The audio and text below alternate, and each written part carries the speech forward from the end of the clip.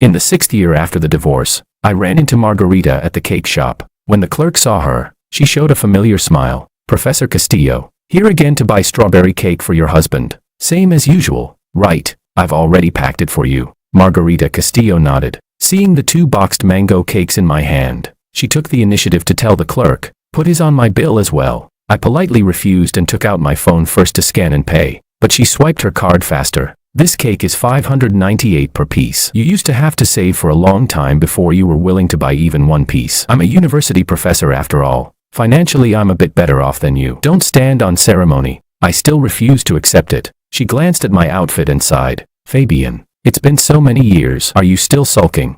I gave a faint smile. You're overthinking it. I gently touched the wedding ring on my ring finger. I've long had a new wife and a child. Where would I find the time to be sulking at another woman?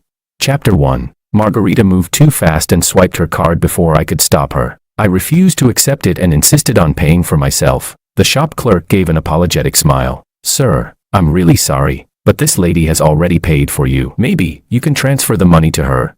I turned around and spoke politely. Please open your payment code. I'll pay you back. Margarita let out a helpless sigh and handed me the packed cake box. Fabian, just take it. Your birthday is in 3 days. Consider these 2 pieces of cake my gift to you. Her voice was sincere. I didn't respond. Instead, I opened my payment code. Scan mine. I don't like owing people anything, especially for just 2 pieces of cake. My afternoon tea with my son. Seeing how stubborn I was, Margarita stayed silent for a long moment before finally taking out her phone. You're still the same as before. I didn't say anything and lowered my head to transfer the money. Margarita stopped me. Fabian, you really don't have to be so serious about this. Her eyes swept over my washed-out, worn jacket, and she hesitated. I don't need this 1,000+ yuan. You might as well use it to buy a couple of outfits. I froze for a second. Then I understood and smiled. Earlier during my volunteer work, I had given my jacket to a little boy who was soaked in the rain. But it's autumn now. The weather is getting colder. And on the way back I casually borrowed a security guard's jacket to keep warm.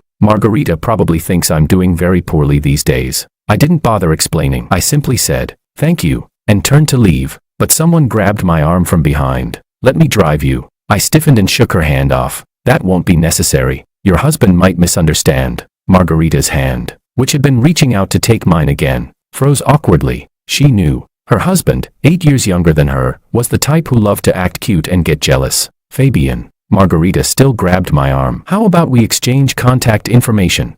I lowered my head, silent. 6 years ago, when we divorced, things got ugly. We didn't just delete each other, we blocked everything and swore we'd never cross paths again. I shook my head. Let's not. Fabian, you don't have to stay mad at me. So many years have passed. I just hope you can live a better life. She said she wanted to add my contact to send me some money. Just think of it as compensation for back then. I suddenly wanted to laugh. Back then I caused a huge scene, throwing away every bit of dignity I had. Yet I didn't manage to get even a single cent of compensation. Now that I don't need her anymore, she comes to me, saying she wants to offer it voluntarily. Baby, I called you just now. Why didn't you answer? Who are you talking to? While I was spacing out, a young man in a beige hoodie bounced over and wrapped his arm around Margarita. When he saw it was me, his smile froze briefly, but soon he brightened again. Fabian, it's you. Long time no see. Why don't we grab a meal together? I hadn't even reacted yet. Nestor grabbed my arm affectionately, his voice loud and boisterous. Fabian, we've been looking for you these 6 years. You completely disappeared. Even your former co-workers thought you moved abroad. Where have you been all this time? Chapter 2. I quietly studied the young man in front of me. He had changed so much that I could barely recognize him. Back then, he'd had dark skin, simple clothes, and eyes like a frightened little deer, a poor student through and through. But after 6 years of Margarita's meticulous care, he had grown into a dazzling sunflower. I gave a polite yet distant smile. I did go abroad. Nestor stared at me with wide, surprised eyes. Really? But Fabian, I went looking for you several times back then. They all said that after the divorce, you went back to your hometown. He spoke without restraint, but before he could finish, Margarita cut him off. Enough. Don't bring up the past. She affectionately ruffled his hair. The little cakes I bought for you will melt soon if you don't eat them. Nestor munched on the small cake as he spoke unclearly, trying to keep me from leaving. Fabian, it's such a rare coincidence running into you. Let us treat you to dinner. About what happened back then. I know you hate us, but you helped me. You sponsored my entire 4 years of college. Without you, I wouldn't be where I am today. Nestor looked so sincere that rejecting him felt like I'd be the unreasonable one. I glanced down at my watch. It was still early. All right, I only have an hour and a half. They chose the restaurant. Along the way, the young man chirped nonstop and even fed Margarita cake mouth to mouth. Because I was there, Margarita held his restless hand. Her movements a bit stiff. Behave. Fabian is watching. Nestor playfully stuck out his tongue. Sorry, Fabian. We've been married for years and are used to interacting like this. Sometimes we even can't resist kissing while walking down the street. Sorry if it makes you uncomfortable. I silently watched the flash of provocation and pride in his eyes and simply smiled. It's fine. After all, when you were in college, you also couldn't resist sleeping with her in my house. I'm used to it. The atmosphere froze instantly. Nestor and Margarita's expressions turned a bit ugly. I, however, remained calm and continued walking forward. Before getting to the restaurant, we passed a fireworks shop. Nestor's excitement ignited instantly. He dragged Margarita inside. Baby, didn't you say you're going to set off fireworks across the whole city for my birthday in 3 days? I want to pick out the style first. Fabian, you don't mind, right? I smiled. Not at all. But Margarita gave me a meaningful look before turning to choose fireworks. This one, Tears of the Sea. I froze. Memories I had almost forgotten, those distant, buried ones, rushed back all at once. Margarita used to love me deeply. We dated for 4 years and were married for 6. Everyone said she was famous in our circle for being a devoted wife who spoiled her husband to extremes. As a university professor, she refused social gatherings, and when male students asked for her contact information, she would coldly reject them. Among all the academic books she published, there was only one exception, Confessions of Love. She wrote it specifically for me. The entire university praised our beautiful, legendary romance. Every year on my birthday, she would light up the whole city with fireworks for me. But everything changed the day I found a photo, an intimate one, tucked inside one of Margarita's books. The boy in the photo was very young, wearing extremely short shorts, straddling her thighs as he smiled at the camera. I recognized him instantly. That boy was no stranger. He was the one who used to sweetly follow me around calling me brother. The poor student I personally supported for 3 years, Nestor. He was also one of the students in Margarita's class. Back then, on a day of heavy rain, he was cornered and bullied by a group of thugs in an alley, and I stepped in to save him. I took him home, let him shower and change his clothes. When he saw Margarita, he was frightened. I smiled and comforted him. Don't be scared. Professor Castillo doesn't eat people. Later, he gradually became braver. He even began carefully going to the study to ask Margarita academic questions. Seeing them get along so well, I couldn't help feeling pleased. Until later, I found their intimate photo on Margarita's computer. After discovering it, I went hysterical and stormed into the study. And of course, I saw that very pair of teacher and student, who were supposed to be discussing academic problems, entangled desperately against the desk. I lost my dignity. I lost my composure, and I screamed like a madman. I questioned Margarita. Why was she cheating right under my nose? But Margarita only cared about shielding the man beside her, covering him completely, lifting her head with cold, furious eyes. Get out. Fabian, have you no shame? We're not done. Indeed, women can be cruel and merciless. When they love you, they can give you their life, but once they stop loving you, they can strip you to the bone. Chapter 3. I smashed everything I could grab in every room until it was all in pieces. I couldn't believe it, no matter how hard I tried. One of them was the woman I had loved for nearly 10 years. The other was the poor student I had supported for 3 years, treating him like my own younger brother. Yet the two of them had been entangled right under my nose while I was cooking and openly wrapped around each other in the study, using the excuse of academic discussions to commit their dirty deeds. My whole body trembled violently, my eyes bloodshot, completely unable to accept any of it. Margarita looked at me with disgust, stubbornly shielding Nestor behind her the entire time. Fabian, you're acting like a lunatic. You'd better calm down. If you dare lay a finger on Nestor, I won't forgive you. Nestor hid behind her, the red marks on his neck still visible, crying in hiccups. Fabian, I'm sorry. I'm the one who wronged you. I know this is immoral, but I still fell in love with Professor Castillo. Please. I don't want any status. I just want to be with Professor Castillo. Please let us be together. Okay. I was stunned. Do you even understand that you're the homewrecker, the one breaking into someone else's marriage? I don't care. Nestor shouted back just as loudly, like someone desperately fighting for his freedom. We're attracted to each other physically. Fabian, even if you hadn't saved me, I had already fallen for Professor Castillo back at school, and she felt the same. Seeing his stubborn and fearless expression, I suddenly remembered that rainy night when I brought him home. Because I saved him, those thugs targeted me for a long time. 4 weeks. I didn't dare walk down that street again. Only after reporting it to the police was the matter settled. I had never once regretted saving Nestor, but that night, I hated myself for being so kind. For giving another man the chance to get close to my wife. 10 years. Those were my 10 years. I refused to accept the truth. I made myself a mess, hair wild, eyes crazed, demanding to know when it started. Looking back now, I was truly foolish. Everything had already happened. What meaning was there in tracing the timeline?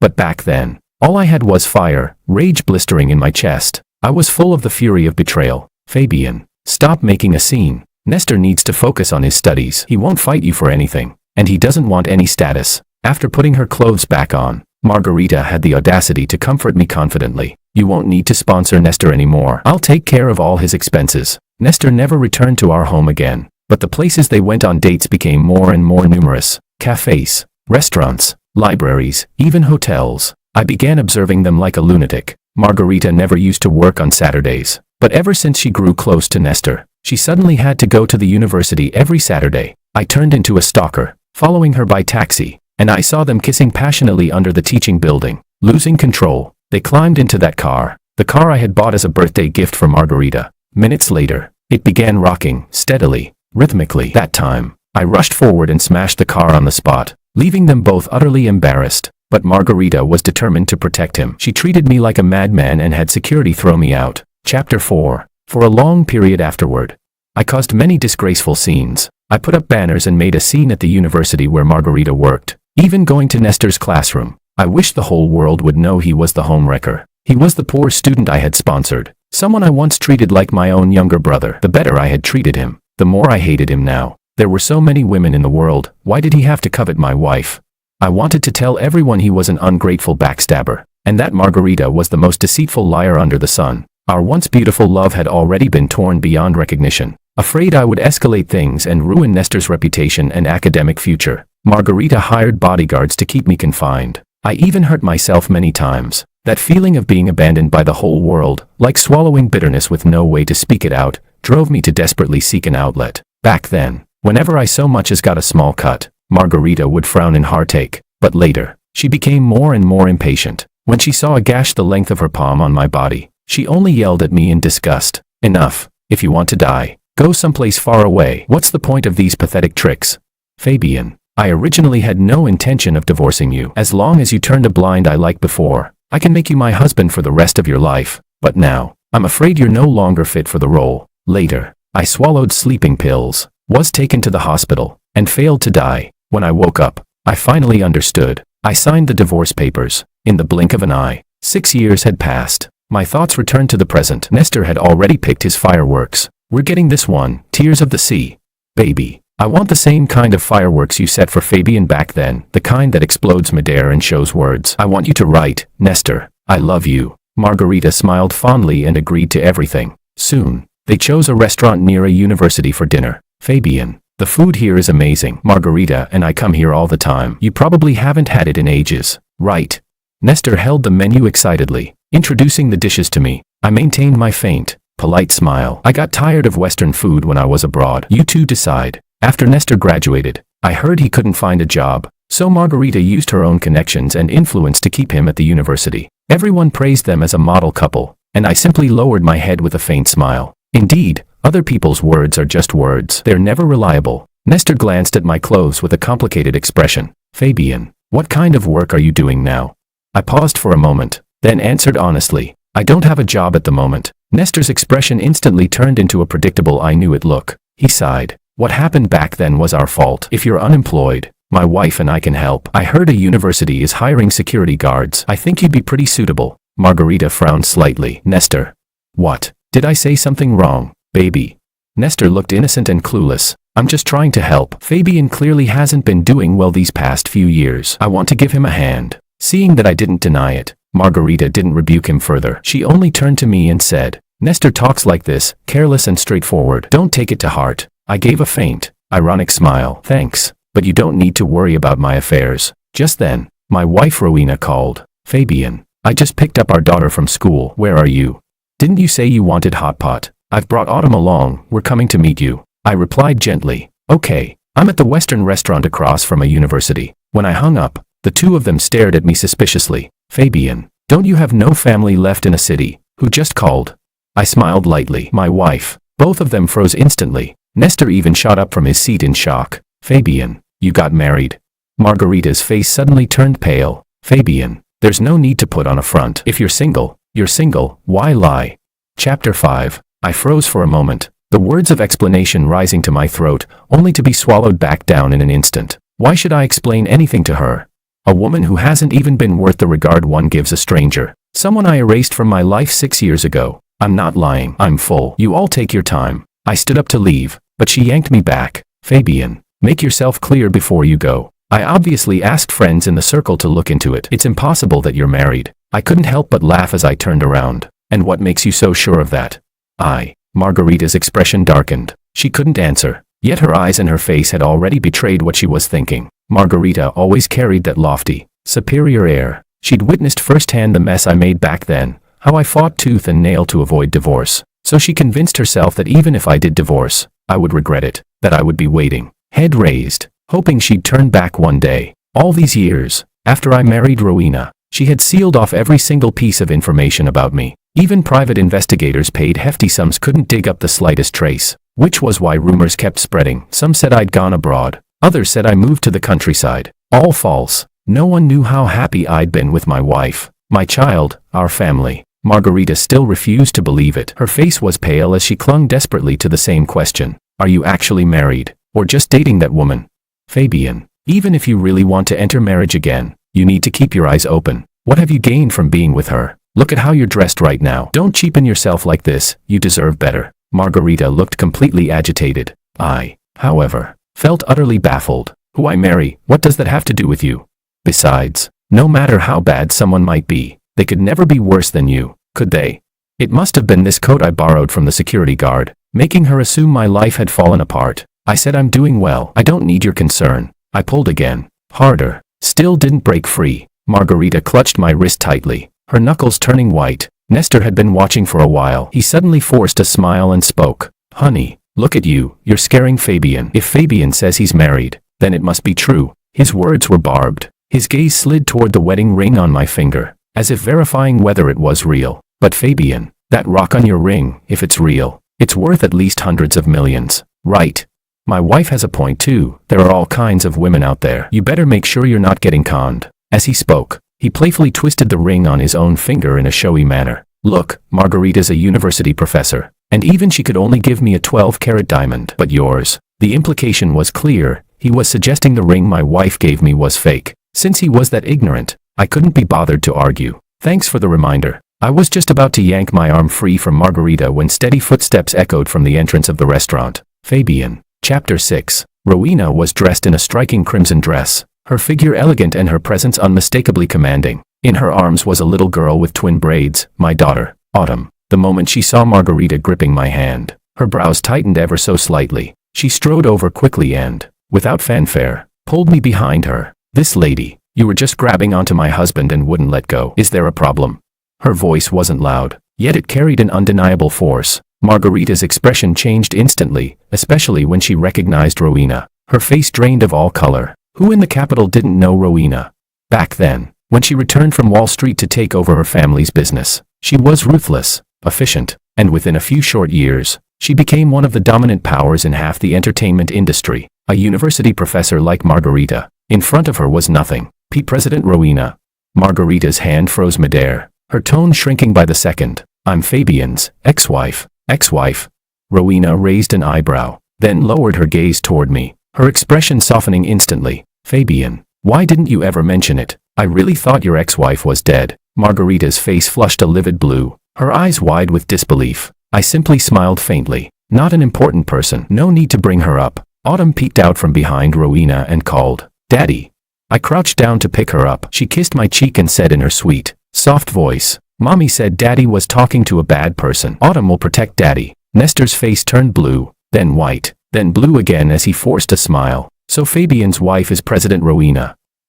That's truly impressive. I thought Fabian hasn't been doing well these past 2 years, but I didn't expect he married so well. He wore an obsequious grin as he reached out to shake Rowena's hand, but she ignored him completely. Rowena wrapped an arm around my shoulder and spoke calmly. We have matters to attend to. We'll be leaving. As we walked past Margarita, she suddenly spoke up. President, Fabian, my husband's name, Rowena said coolly, is not something you're allowed to call. She gave her a cold, cutting glance. And stay away from my husband. Margarita opened her mouth, but in the end said nothing. She stood there, pale and motionless, watching the three of us leave. After finishing our hot pot, I stood by the roadside while Rowena fetched a small gift for our daughter. From not far away, I suddenly heard a loud argument erupt from the hot pot restaurant. What's with that attitude? Don't think I didn't notice. The moment you saw Fabian, your eyes wouldn't move off him.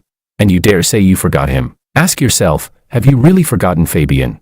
Every time you talk in your sleep, whose name do you call? Isn't it his, Fabian? And on my birthday last time, the fireworks. Go on. Admit it wasn't because you zoned out that you carved the words, Fabian I love you, into them. You said it was muscle memory. What a lie. Margarita, you've never gotten over Fabian. Then what about me? What am I to you? The woman finally lost patience and snapped back sharply. Shut up. Fabian and I were together for 10 years. He was supposed to be the one I grew old with. And don't forget, you were just a poor student he sponsored. If you hadn't seduced your way into my bed, would I have divorced him just to take responsibility for you? You saw it yourself. Fabian is married now. There's no future for us. What are you still whining about? I rubbed my ear. Their quarrel was so dull it made me lose all interest. So this was the so-called model couple admired by a university all these years, playing at affection on the surface, while fighting like this behind closed doors. But no matter how loud their shouting grew, none of it had anything to do with me anymore. Chapter 7. When we got home, Autumn wrapped her little arms around my neck, acting spoiled. Daddy, who were those two people from today? That auntie kept staring at you. She looked like she was about to cry. I tapped her nose lightly. Just people I used to know. We won't see them again. Autumn let out a relieved breath. Finally reassured, she hopped away, grabbed her tiny backpack, and proudly pulled out a drawing as if offering treasure. Daddy, look, I drew our family portrait. This is me, this is Mommy, and this is Daddy. I looked at the childish yet heartwarmingly happy drawing, smiling. I praised Autumn for how well she drew it. After I tucked her into bed, Rowena came up behind me, wrapping her arms around my waist and resting her chin on my head. Fabian, did they bully you? The moment she brought it up, her tone carried an edge of rage, a clenched teeth hatred, especially that Margarita. No, I shook my head with a smile. I just thought it was ridiculous. She probably assumed I've been miserable for 6 years and came to watch me fall apart. She really did look into you. Rowena let out a soft, amused laugh. A while ago, a private investigator tried to dig into your whereabouts. I handled it. Turns out it was her who sent him. I paused, surprised. You knew all along. She pinched my cheek. How could I not care about my husband? The truth was, I knew Rowena had already dug into my past thoroughly. After I divorced back then, left with nothing, and ended up bedridden in a hospital for half a month, she happened to be on a business trip, found me, and brought me home. She knew how much I'd suffered, which was why, for these 6 years, she had spoiled me like a child. Oh, right, Rowena said suddenly. A university is hosting a donation ceremony next week. They want me to attend the ribbon cutting. I raised a brow in mild surprise. You usually never go to events like that. I didn't need to before. Rowena smiled. But things are different now. Some people need to understand. My husband, Fabian, is not someone they can push around. Chapter 8. On the day of the donation ceremony, Rowena specifically asked me to accompany her. I wore the custom-tailored suit she had prepared for me. The moment I walked into the venue with my arm linked through hers, every gaze shifted toward me. Margarita, standing on the main stage as the school's representative, caught sight of me and instantly turned ghostly pale. The speech script in her hand nearly slipped from her fingers. Nestor stood beside her in a cheap suit that looked completely out of place next to my haute couture. His expression was twisted and ugly. Halfway through the ceremony, the host invited Rowena on stage to speak. She took the microphone, her gaze sweeping across the entire hall before finally landing on Margarita. I came today not only to donate, she said, but also to make an announcement. She lifted my hand and held it up for everyone to see. This is my husband, Fabian. Some of you may know him. 6 years ago, he suffered great humiliation here. He was even treated as a lunatic, a madman. The audience erupted. Whispers spread like wildfire. Fabian, why does that name sound familiar? Isn't he Professor Margarita's ex-husband from 6 years ago?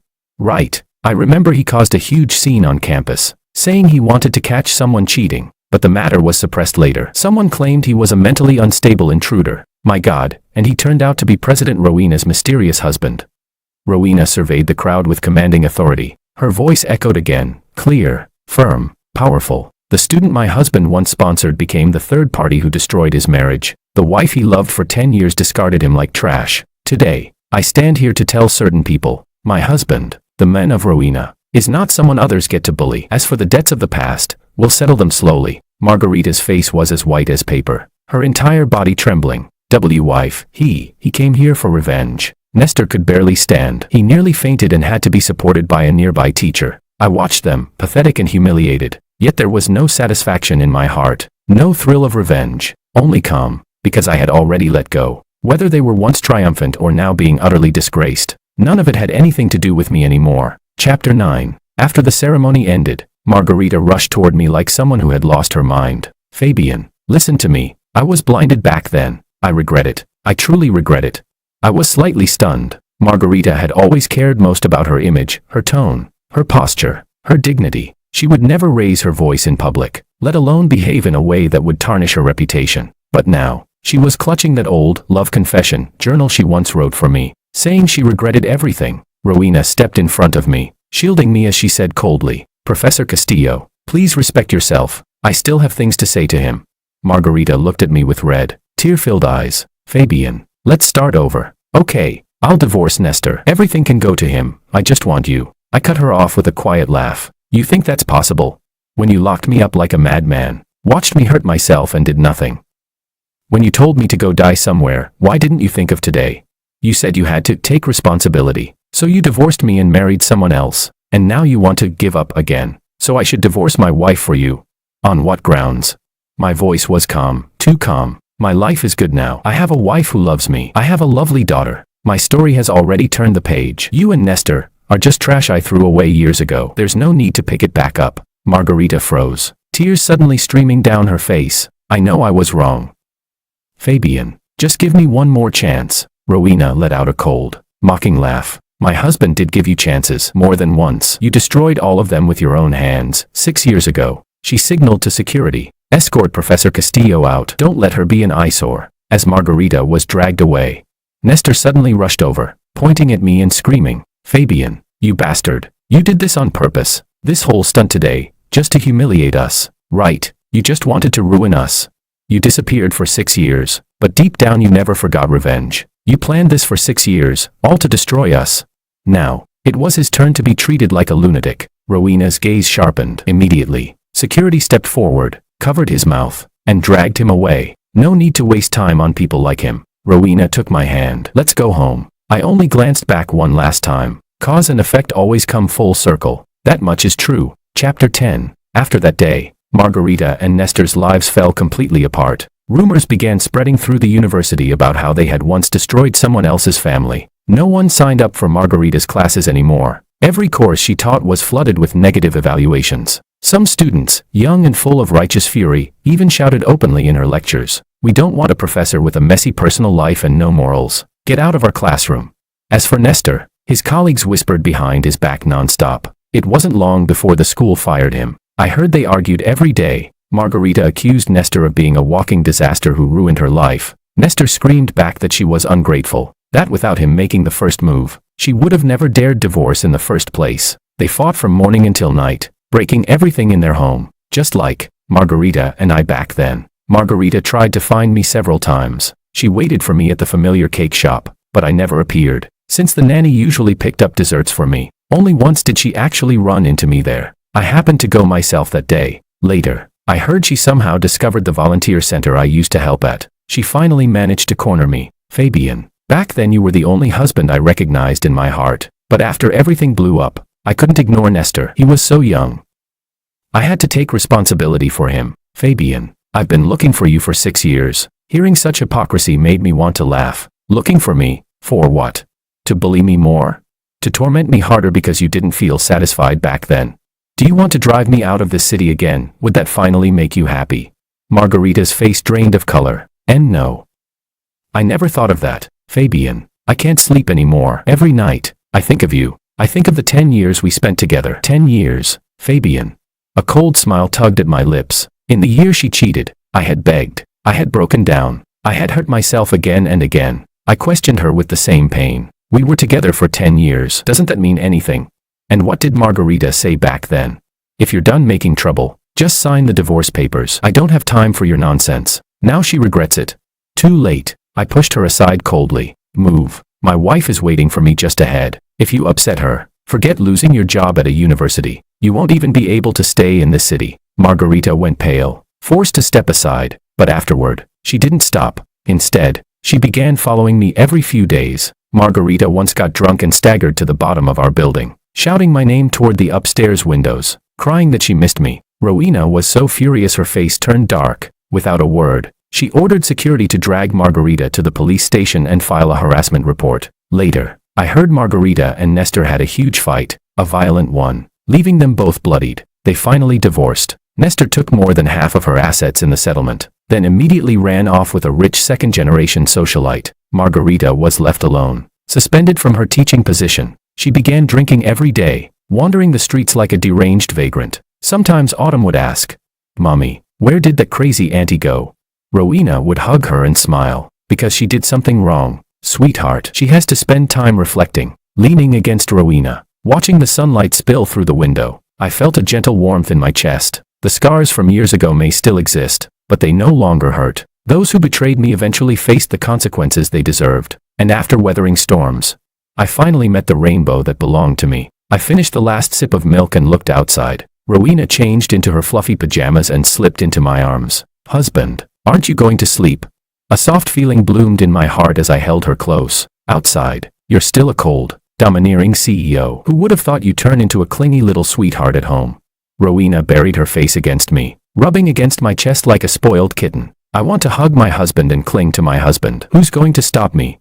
In the midst of our laughter and warmth, the night no longer felt lonely.